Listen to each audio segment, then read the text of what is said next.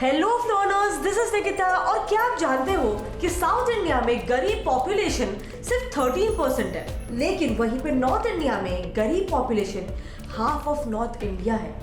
Well, so इतने differences कैसे? But this is also nothing as compare to the GSDP data.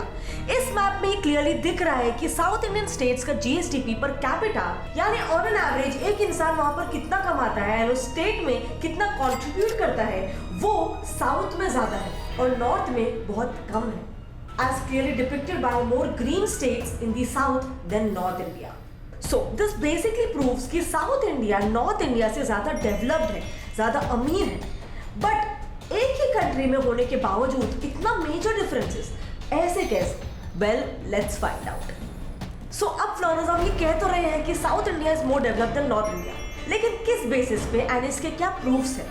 How do we know that south India is truly more developed than north India? Well, we have data to back it. Proof number 1, GSDP per capita. So GSDP per capita क्या होता है ये मैंने आपको introduction में बता दिया, but GSDP and इसका कंट्रीब्यूशन आप इस मैप में क्लियरली देख सकते हैं। इस मैप में green shades higher GSDP per capita दर्शाते हैं, which is usually above 4 lakh, and वहीं पे red shades obviously lower GSDP per capita बताते हैं, which is mostly under 50,000. So now from this map you would be able to infer कि South Indian states like Kerala, Tamil Nadu, Karnataka and बाकी सब इनकी per capita income majorly ज़्यादा है, between a minimum of 1 lakh to a maximum of 4 lakhs. इसीलिए उनका colour usually green में है। लेकिन वहीं पे नॉर्थ इंडियन स्टेट्स जैसे कि यूपी, एमपी, बिहार और बाकी सब रेड कलर्ड है, क्योंकि इनकी per capita income maximum 1 lakh से मिनिमम बिलो 50,000 तक जाती है। Now, proof number 2, Multi-Dimensional Poverty Index (MPI). MPI government की नीति आयोग द्वारा हर साल लॉन्च किया जाता है, जिससे बेसिकली हम ये पता लगा सकते हैं कि कौन सा स्टेट कितनी गरीबी में है। Now, MPI मेजर करने के लिए मेजरली 3 पैरामीटर्स होते हैं। पहला हेल्थ, दूसरा एजुकेशन एंड तीसरा living standards.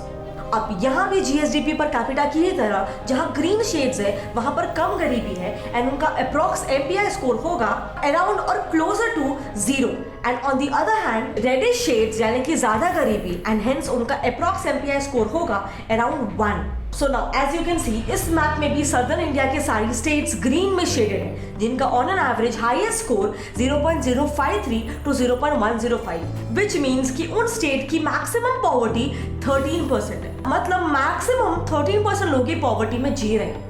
But other states on the other hand जो majorly red and yellow shaded है, उनका एवरेज लोएस्ट स्कोर भी 0.15 है, हाईएस्ट तो अराउंड 0.265 है, जिसका मतलब ऑन एन एवरेज देखे तो वहां पर लोएस्ट पॉवर्टी भी 24% है। एंड हाईली पुअर स्टेट्स जैसे कि बिहार, झारखंड, अगर इनकी बात करें तो वहां पर 52% पॉपुलेशन पॉवर्टी में जी रही है। Proof number 3, SDG India index, sustainable development goals SDG India index. ये index NITI Aayog United Nations के साथ कोलैबोरेशन करके पब्लिश करता है। अब ये इंडेक्स स्टेट्स को कई डेवलपमेंट पैरामीटर्स जैसे कि ये इन सब के बेसिस पर रैंक करता है।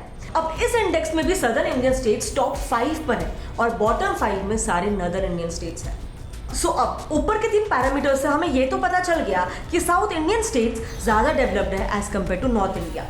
But now the question arises, what advantages do they have due to which they are more developed? So well, the major advantage is historical advantage. And इसमें सबसे पहला historical advantage है invasion. Now, as we all know, invasion leads to government change, and frequent government changes मतलब political instability, and political instability hampers development. So कुछ ऐसा ही हुआ ancient India में।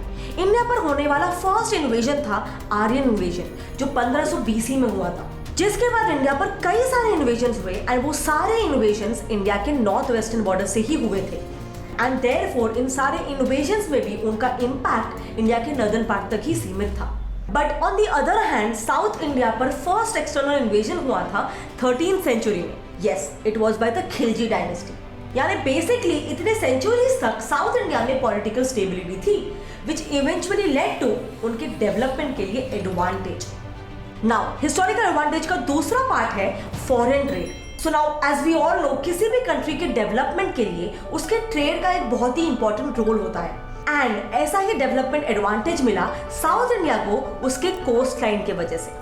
वहां के मर्चेंट्स ह्यूज ओवरसीज ट्रेड करते थे from south east Asia to far west, and जिसके वजह से वहां पर ट्रेड फ्लरिश हुआ और वहां का डेवलपमेंट पीक पर था। लेकिन वहीं पे नॉर्थ इंडिया के लिए एक मेजर रूट था सिल्क रोड, जहां से नॉर्थ इंडियन ट्रेडर्स अपना ट्रेड कर सकते थे।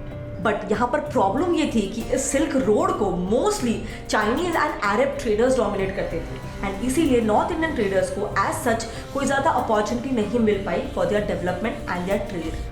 बट ये यहीं तक सीमित नहीं है, ये हिस्टोरिकल एडवांटेज साउथ इंडिया के लिए एक जोग्राफिकल एडवांटेज भी साबित हुआ, क्योंकि आज के डेट में भी मिनिस्ट्री ऑफ शिपिंग के मुताबिक इंडिया का 95% ट्रेड बाय वॉल्यूम और 70% of trade by value maritime transport से ही होता है, जिसका मतलब वो ट्रेड कोस्टल सदर्न स्टेट से ही होता है, एंड विच ऑब्वियसली मीन्स कि वहाँ पर ज़्यादा इकोनॉमिक अपॉर्चुनिटीज है, विच directly means more development. And again northern states के पास दूसरा परसेंटेज है। सो वेल, अब हमने ये देखा कि साउथ इंडियन स्टेट्स को डेवलपमेंट के लिए क्या एडवांटेजेस मिले। But again one more question arises, what are the major factors due to which they are able to maintain this stable development?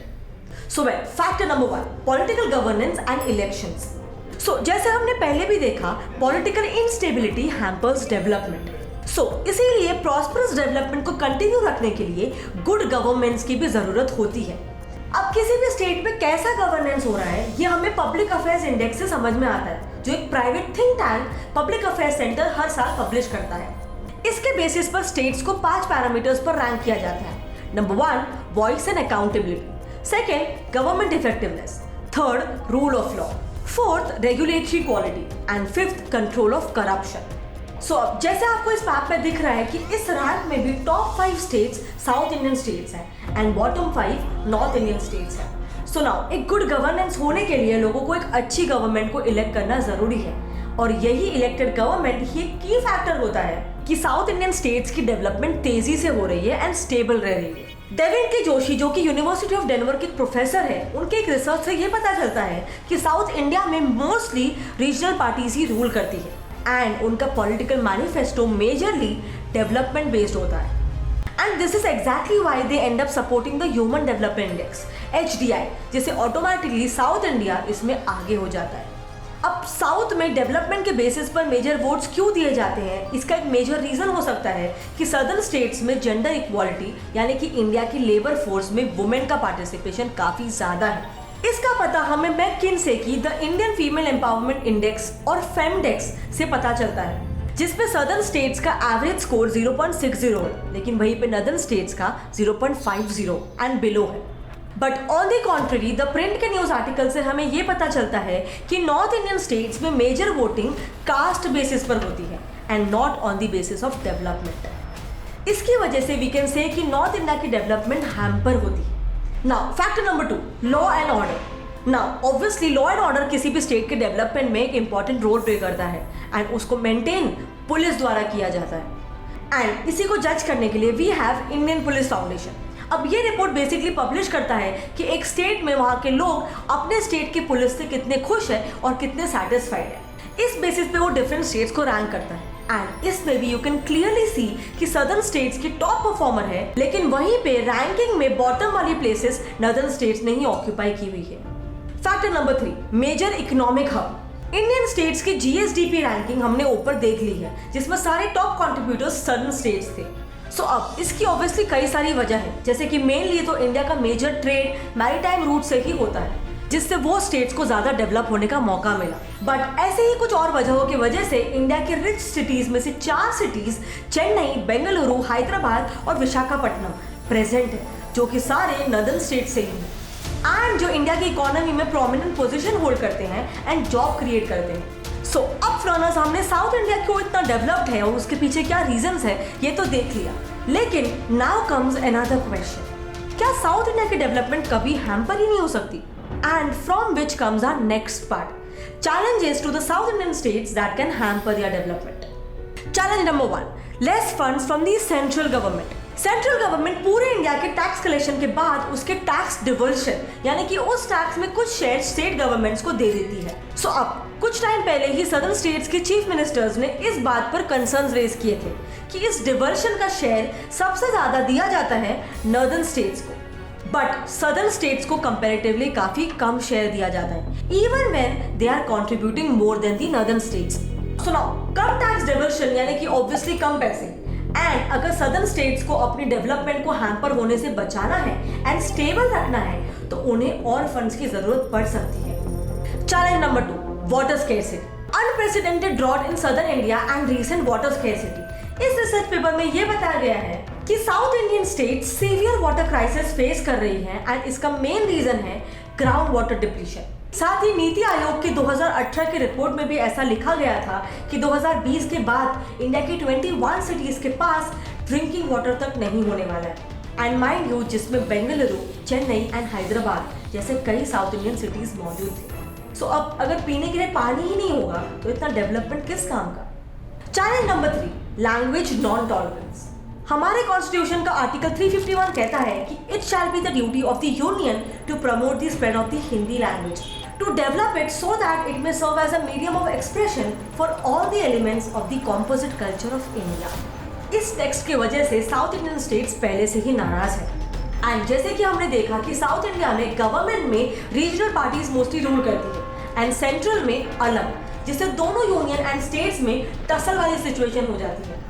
इन सब की वजह से प्लस पॉलिटिकल पार्टीज के अपने वेस्टेड इंटरेस्ट की वजह से साउथ इंडियन स्टेट्स के लोग हिंदी लैंग्वेज के प्रति अपना नॉन टॉलरेंस दिखाते हैं एंड फिर कुछ पॉलिटिकल पार्टीज इसका मिसयूज करके द्रविड़ा नाडु एक अलग कंट्री जैसा टॉपिक उठाकर वायलेंस इंस्टिगेट करते हैं। अब द्रविड़ा नाडु का कॉन्सेप्ट क्या है कि वो साउथ इंडियंस को अपना खुद का एक अलग देश चाहिए। इस सब पर हमने फिलहाल पे एक डिटेल वीडियो ऑलरेडी बना रखा है, अगर आपको वो देखना है तो आप ऊपर आई बटन पे क्लिक करके उस वीडियो को देख सकते हैं। But coming back to the topic, 2011 के सेंसस से हमें ये पता चला कि north India has more young population than south India. So इसका मतलब सदर्न इंडिया अपने वर्कफोर्स के लिए तो नॉर्थ इंडिया पर ही डिपेंडेंट है। सो अब क्या ये कहना सही होगा कि साउथ इंडिया के डेवलपमेंट में नॉर्थ इंडिया का ही हाथ है?